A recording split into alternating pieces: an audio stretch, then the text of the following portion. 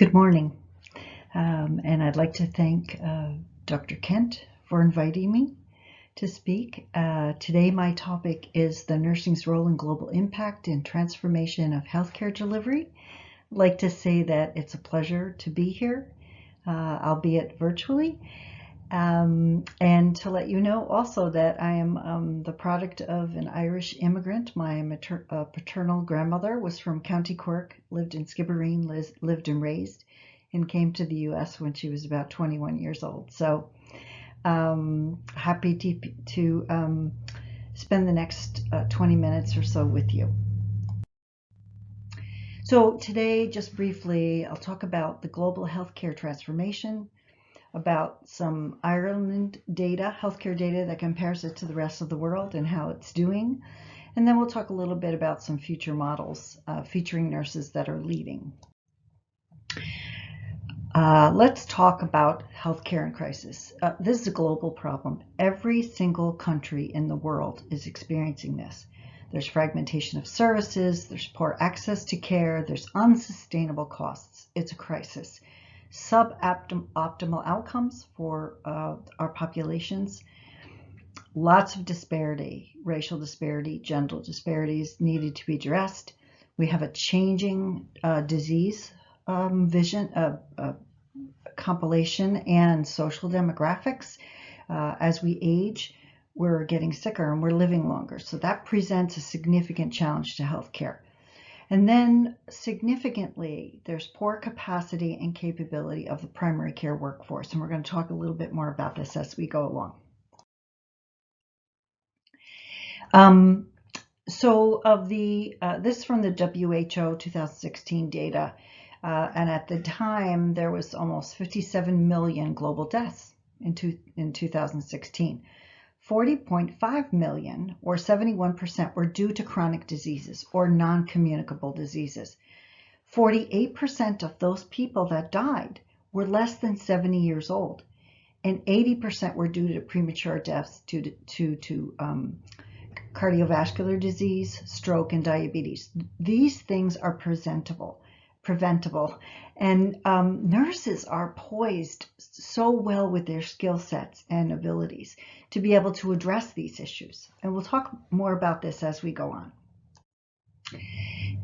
This is some Irish data. This is age standardized avoidable admissions in Ireland. The data are from 2017, and they're from a group that collects data on European countries and Ireland that your government actually provides them. Ireland is the orange highlighted bar, and the European countries, 21, the average is the blue bar. And what this demonstrates is for asthma, COPD, congestive heart failure, and diabetes, again, those are preventable diseases, and those can be well managed to ameliorate adverse outcomes. And so you see that Ireland is doing pretty good in this regard compared to other countries. They're not far to the left on the scale, but they're a little bit less than the European Union is right now. So good job. Let's talk about spending in Ireland. Where does Ireland spend their health care resource dollars? Ireland is the orange, and the EU is the blue bars. And from left to right, we have inpatient care, outpatient care, long-term care, pharmaceuticals, and prevention. And it may come as a surprise to you, but Ireland spends most of its care, in fact, much more than the European Union on inpatient care.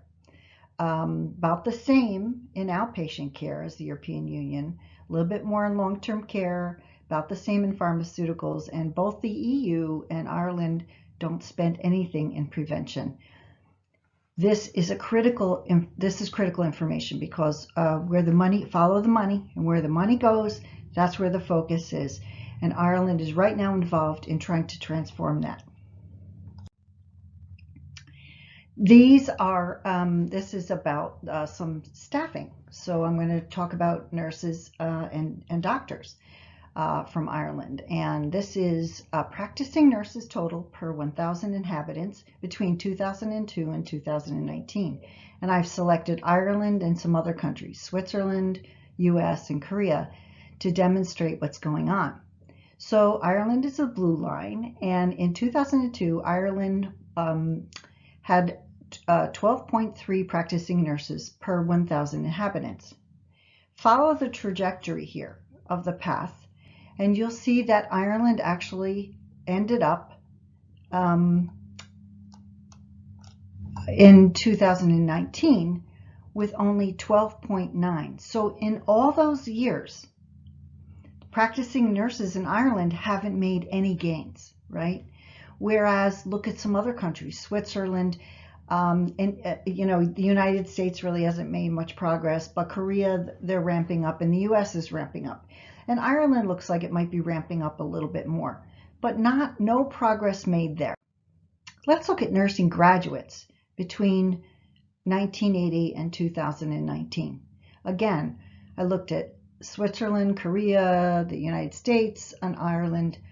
And in 1980, Ireland graduated 62.4 nurses per 100,000 population. And look at where Ireland is there, the red line. So Ireland now produces, as of 2019, only 29.3. They only graduate that many students. It's relatively half of what they used to graduate. On the flip side, look at Switzerland and Korea and even the US. They're ramping up their nursing graduates, and for good reason, and we'll talk about this in a little bit. On the other hand, let's take a look at medical graduates in Ireland compared to other countries per 100,000 inhabitants. In 1980, Ireland is a blue line. Ireland graduated 13.47 medical graduates in 1980. Follow the trajectory to 2019, where Ireland graduated relatively double the amount of medical graduates, 25.15, whereas other countries, Switzerland, United States, and Korea, have remained relatively flat.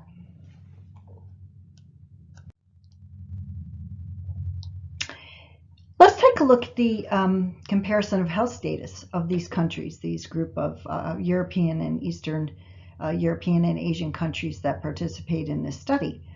And this is about health status. So it's life expectancy, avoidable mortality, chronic disease morbidity, and self-rated health. And the good news here is that Ireland, which is the larger green dot, compared to the average of these countries, which is the blue dot, Ireland does really well with life expectancy. So you're near, almost near the top with life expectancy. Irish people live 82.2 years compared to the average of this group of countries, 80.7. As far as avoidable mortality, the same goes. Ireland people have less avoidable mortality than other countries. As far as chronic disease morbidity, Ireland is a top performer in the world, or with these group of nations that participated, where 3.3% have sickness due to their chronic disease. And then self-rated health, it turns out the Irish people think their health is pretty good, and that's the positive news here. So I want you to consider some of the data that I've showed you about Ireland, and also about the staffing, the workforce in Ireland. And what we're going to do is frame that within what the literature are now saying about advanced trends in primary care. And nurses really have to lead and are leading. And the literature's really in the last probably maybe 5 years are really demonstrating this and saying this. First of all, primary care is the foundation. It has to be integrated. It has to be person-centered. We're focusing on the patient or the population and their needs. We don't focus anymore on what we need as a system, right? We need to focus on the people that we serve. It needs to be comprehensive and community-driven. It should be multidisciplinary with teams, everyone bringing, so doctors, GPs, nurses, physios, social workers, dietitians, bringing all of their expertise and skills together to serve the patient. We need a partnership with our patients that we're serving, or our population. The care must be coordinated, because that's the most effective and efficient way to go. We must provide a continuity of care along the spectrum, the longevity of the patient. It must be accessible in their own community, and we must have the correct workforce numbers and also the capability to be able to deliver this new way of delivering care. Now let's talk a little bit about the nurses, the roles around the world in primary care. So, few facts for you from the WHO as of January 2020. 50% of the global healthcare workforce, that's like 20 million, are nurses. So we're 20 million strong in the world right now. The WHO has declared that primary care is the foundation for all healthcare, and nurses are making significant contributions to that. 80% of all global healthcare that's delivered is covered by nursing and midwifery staff. And nurses right now, unfortunately, represent 50% of the healthcare workforce globally. So that's a problem.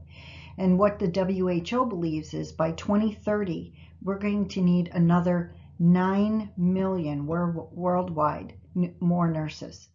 And of course, nurses play critical roles in health promotion and disease management and prevention and that sort of thing. And they're going to be key to universal health care coverage in the future.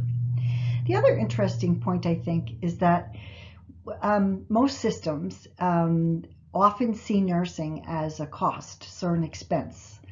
And actually, there was a study done by the United Nations, a high-level commission.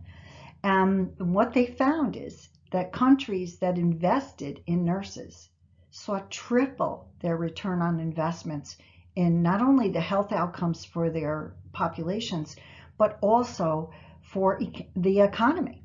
And so that, I think, really important to remember as we move forward in our careers and we're planning healthcare as a nation.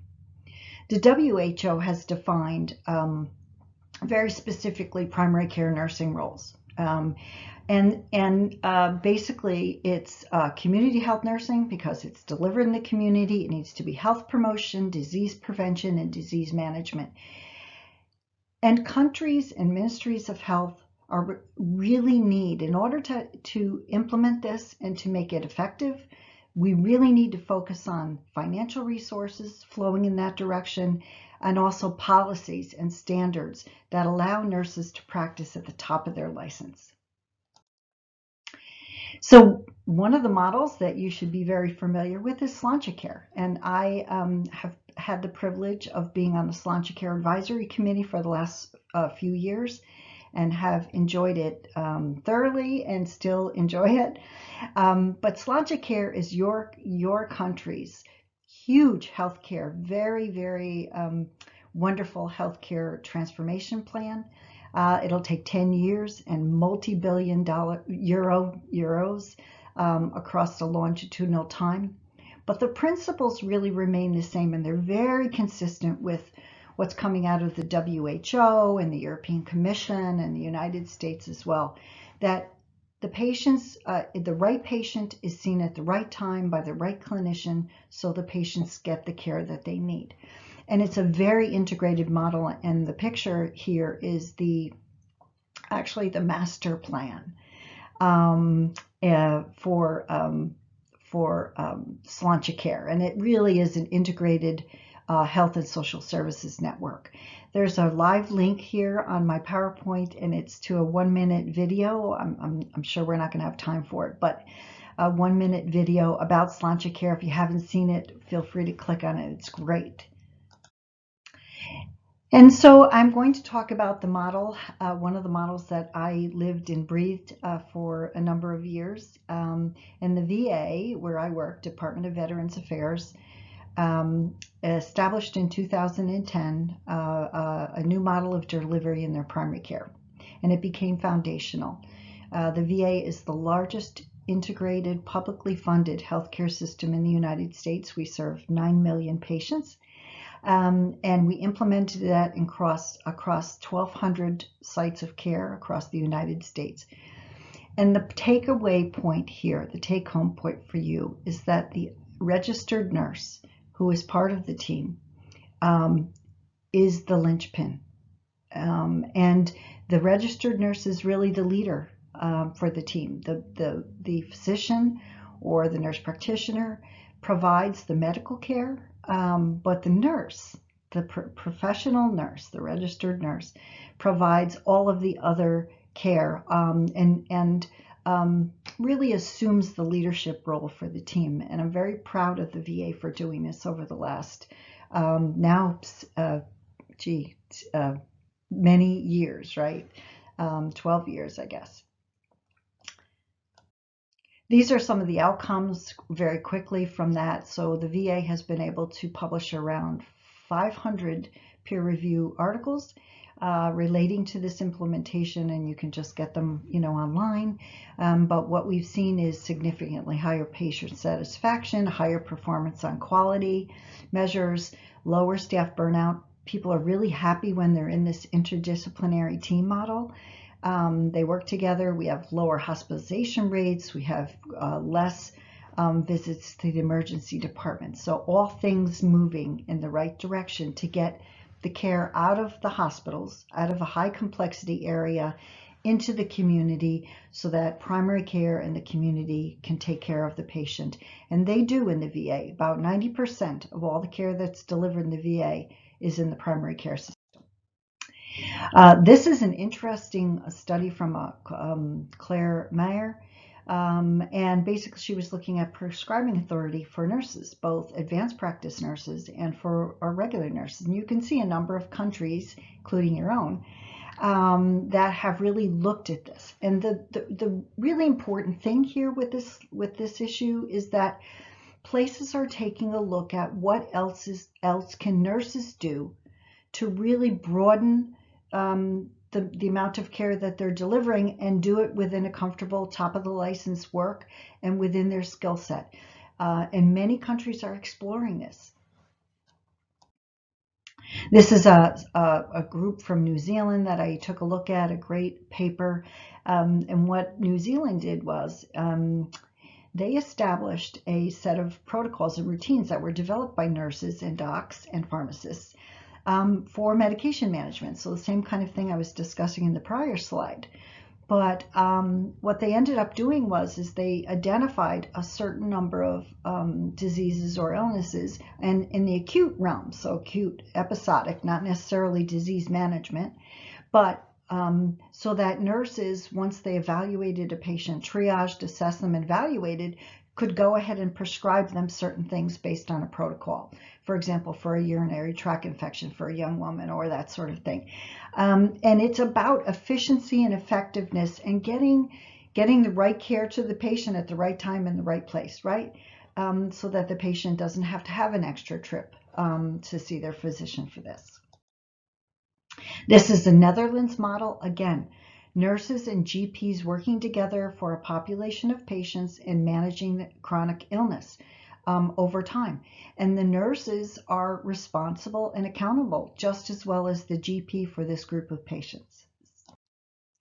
So there are challenges, right, to this broadening scope of practice for primary care registered nurses, both in the US, and in the rest of the world. And I think we have to consider ourselves as nurses, we have to consider that we may be part of the problem.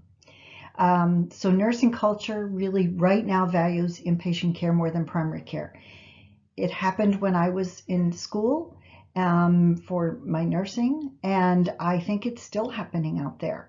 We also, in education, it emphasizes inpatient care versus community care, and that needs to be changed. We also have, we don't have enough mentorship and preceptorship and really faculty in primary care that can really sort of help to foster and promulgate this idea in students that this is where we need to make our mark. We need to make our mark in community care. It's not that inpatient care is bad, or if you wanted to go into inpatient care, it's a nurse. But the mark of changing and really making the impacting and affecting wellness and promotion and health, well-being in the population will be in the primary care, community care arena. Also, we find that there's lack of sort of career ladders. It's very distinctive career ladder for inpatient nursing, not so much in community care or primary care. And also there's the matter of money. So as I said before, nurses are always looked at as an expense in most healthcare systems, instead of either a source of revenue or a value-added source. And that's unfortunate, and that puts us in a very bad position as a career and as an opportunity for the country to look at it. After all, remember, the United Nations said that countries that consider investing in graduating nurses and training nurses and that sort of thing triple their return on their investment. And the other point I think is important is that there are lower salaries generally for nurses who work in the community and in primary care than inpatient care. We need to consider what is the implication of that as nurses ourselves. So in summary, we have a huge global movement, right? The value of nursing and the critical, really, it's critical to the success of transforming healthcare systems and taking better care of our populations. The movement is shifting from low complexity care, from inpatient to outpatient. Nurses are the glue. They always have been and they will be, and we need to make sure that we continue to promote that. The literature now and all of these, different trials and things that are going on in these countries really support full top of the license functioning. And lots of countries are really looking at very interesting and good ways to expand how nurses are working. And I'd like to leave you with a question. How can nurses in Ireland lead the world in substantiating the value of primary care nursing? I'd like you to think about it, and I'd like you to add to the conversation. Thank you very much. I appreciate your time.